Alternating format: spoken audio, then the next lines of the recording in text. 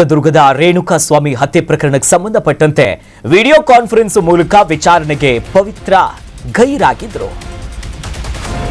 ಡಿಗ್ಯಾಂಗ್ನಿಂದ ರೇಣುಕಾ ಸ್ವಾಮಿ ಹತ್ಯೆ ಕೇಸ್ ಏನಾಯಿತು, ಈ ವಿಚಾರಣೆ ಸಂದರ್ಭದಲ್ಲಿ ವಿಡಿಯೋ ಕಾನ್ಫರೆನ್ಸ್ ಮೂಲಕ ವಿಚಾರಣೆಗೆ ಬರುವುದನ್ನ ಪವಿತ್ರ ಗೌಡ ಅವರು ಮಿಸ್ ಮಾಡಿಕೊಂಡಿದ್ದಾರೆ.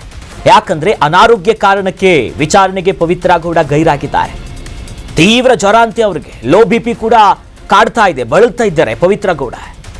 ರೇಣುಕಾ ಸ್ವಾಮಿ ಹತ್ಯೆ ಪ್ರಕರಣದ A1 ಪವಿತ್ರ ಗೌಡ ಅವರಿಗೆ ಅನಾರೋಗ್ಯದ ಸಮಸ್ಯೆಯಂತೆ. ಹಾಗಾಗಿ ಈಗಾಗಲೇ ಜೈಲಧಿಕಾರಿಗಳು ಕೂಡ ಜಡ್ಜ್ ಗಮನ ಕೂಡ ತಂದಿದ್ದಾರೆ. ತೀವ್ರ ಜ್ವರ, ಲೋ ಬಿಪಿ ಆಗ್ಬಿಡುತ್ತಂತೆ. ವೈದ್ಯಕೀಯ ಚಿಕಿತ್ಸೆಗೆ ಆಗ್ತಿದೆಯಾ ಅಂತ ಜಡ್ಜ್ ಪ್ರಶ್ನೆ ಮಾಡ್ತಾರೆ. ಯಾಕಂತಂದ್ರೆ ವಿಡಿಯೋ ಕಾನ್ಫರೆನ್ಸ್ ಮೂಲಕ ವಿಚಾರಣೆಗೆ ಅವ್ರು ಹಾಜರಾಗ್ತಾನೆ ಇರಬೇಕಾಗತ್ತೆ. ಆದ್ರೆ ಅವ್ರು ಬಂದಿರಲಿಲ್ಲ. ಜಡ್ಜ್ ಮುಂದೆ ಜೈಲಧಿಕಾರಿಗಳು ಕೂಡ ವಿಚಾರ ಹೇಳಿದ್ದಾರೆ. ಜೈಲ ಆಸ್ಪತ್ರೆಯಲ್ಲಿ ಚಿಕಿತ್ಸೆಗೆ ಕೊಡ್ತಿದ್ದಾರಂತೆ. ಸದ್ಯ ಚಿಕಿತ್ಸೆ ಕೊಡಿ ಕೂಡ ಪವಿತ್ರ ಗೌಡ ಪರ ವಕೀಲರು ಅರ್ಜಿ ಕೂಡ ಹಾಕಿದ್ರು.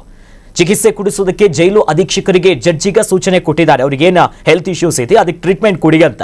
ಆರೋಗ್ಯ ಸುಧಾರಿಸಿದ ಬಳಿಕ ನಂತರದಲ್ಲಿ ಅವರು ವಿಡಿಯೋ ಕಾಲ್ ಮೂಲಕವಾಗಿ ಹಾಜರುಪಡಿಸ್ತಾರಂತೆ. ಒಟ್ಟಿನಲ್ಲಿ ಮೊನ್ನೆವರೆಗೂ ಕೂಡ ಸ್ಪೆಷಲ್ ಬ್ಯಾರಕ್ನಲ್ಲೇ ಇದ್ರು ಸ್ವಲ್ಪ ಮಟ್ಟಿಗೆ. ಆದ್ರೆ ಮೊನ್ನೆ ಪ್ರಜ್ವಲ್ ರೇವಣ್ಣ ಅವರ ವಿಡಿಯೋ ವೈರಲ್ ಆಗ್ತಿದ್ದಂತೆ ದರ್ಶನ್ ಮತ್ತು ಪವಿತ್ರ ಗೌಡ ಅವರಿಗೂ ಕೂಡ ಸಂಕಷ್ಟ ಬಂದಿತ್ತು.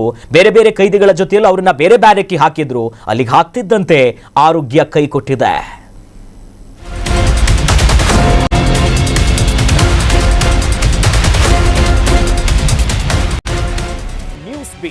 ಫಾಲೋ ಮಾಡಿ, ಸಬ್ಸ್ಕ್ರೈಬ್ ಮಾಡಿ.